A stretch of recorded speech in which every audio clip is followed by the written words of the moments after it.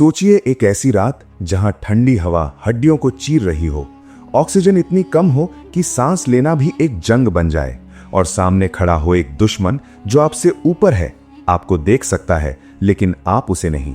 और फिर भी आपको उसी पहाड़ पर चढ़ना है, आगे बढ़ना है, लड़ना है और जीतना भी है। यही था कारगिल, एक ऐसी जंग जो सिर्फ गोलियों से नहीं बल्कि हिम्मत, जज्बे और बलिदान से लड़ी गई थी।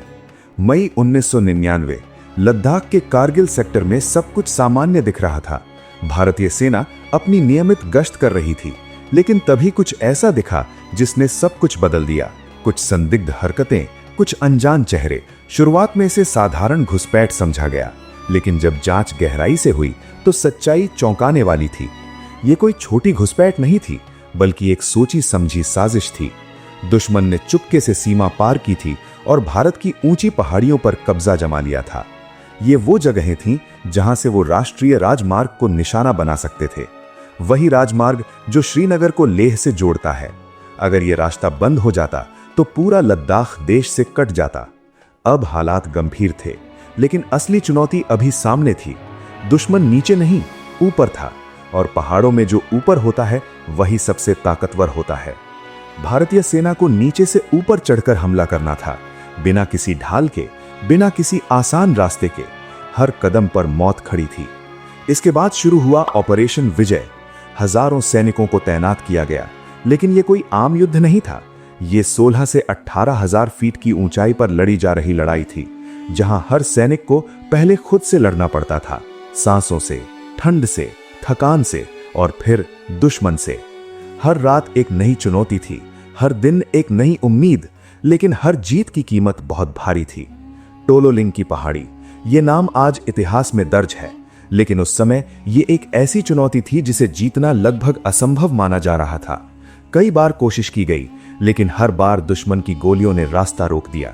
फिर एक रात अंधेरे की आड़ में कुछ सैनिक चुपचाप आगे बढ़े, धीरे धीरे, बिना आवाज किए। हर कदम मौत के करीब ले जा रहा था, लेकिन सुबह होने से पहले उन्होंने टोलोलिंग पर तिरंगा फहरा दिया। ये सिर्फ एक जीत नहीं थी, ये उम्मीद की शुरुआत थी। लेकिन असली परीक्षा अभी बाकी थी। टाइगर हिल, एक ऐसा नाम जिसने पूरे देश की सांसें रोक दी थीं। ये वो चोटी थी जहां से दुश्मन पूरे इलाके पर नजर रख सकता था। इसे जीतना आसान नहीं था, बल्कि नामुमकिन जैसा था। लेकिन भारतीय सेना ने ठान लिया था कि चाहे कुछ भी हो जाए, इसे वापस लेना ही होगा। सैनिकों ने सीधी चट्टानों पर चढ़ाई की, रस्सियों के सहारे, रात के अंधेरे में, बिना ये जाने कि अगली सुबह देख पाएंगे या नहीं। और फिर एक भयंकर लड़ाई के बाद टाइगर हिल पर भी तिरंगा लहराया।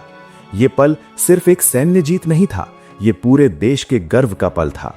लेकिन इस जीत के पीछे छिपी थीं अनगिनत कहानियां, बलिदान की, हिम्मत की और उस आखिरी सांस की जो देश के नाम हो गई। कई सैनिक ऐसे थे जिन्होंने आखिरी बार सिर्फ इतना कहा, मिशन पूरा हुआ, और फिर सब कुछ खामोश हो गया। धीरे धीरे एक एक कर सभी चोटियां वापस ली गईं। दुश्मन पीछे हटने लगा, अंतर्राष्ट्रीय दबाव बढ़ा और आखिरकार पाकिस्तान को अपनी सेना वापस बुलानी पड़ी। जुलाई 1999, ऑपरेशन विजय सफल घोषित हुआ, लेकिन ये जीत आसान नहीं थी। ये उन जवानों के खून से लिखी गई थी जिन्होंने अपने आज को हमारे कल के लिए कुर्बान कर दिया। लेकिन एक सवाल आज भी बाकी है, ये सब हुआ कैसे? इतनी बड़ी घुसपैठ बिना किसी को पता चले? क्या ये एक चूक थी या एक सोची समझी चाल? ये सवाल आज भी पूरी तरह साफ नहीं है, लेकिन एक सच हमेशा साफ रहेगा कि उन बर्फीली पहाड़ियों पर जहां हर कदम मौत के करीब था, वहां कुछ लोग ऐसे थे जिन्होंने डर को नहीं बल्कि अपने फर्ज को चुना। आज जब हम कारगिल की उन पहाड़ियों को देखते हैं तो वे शांत लगती हैं, लेकिन उनकी खामोशी के पीछे छिपी है गोलियों की गूंज, सैनिकों की पुकार और वो कदम जो आखिरी बार आगे बढ़े थे। कारगिल सिर्फ एक युद्ध नहीं था, ये एक एहसास है, एक याद है, एक सबक है कि जब देश की बात आती है तो कुछ लोग अपनी जान की भी परवाह नहीं करते। और शायद यही वजह है कि आज हम चैन की नींद सो पाते हैं, क्योंकि कहीं ना कहीं कोई अब भी खड़ा है सरहद पर।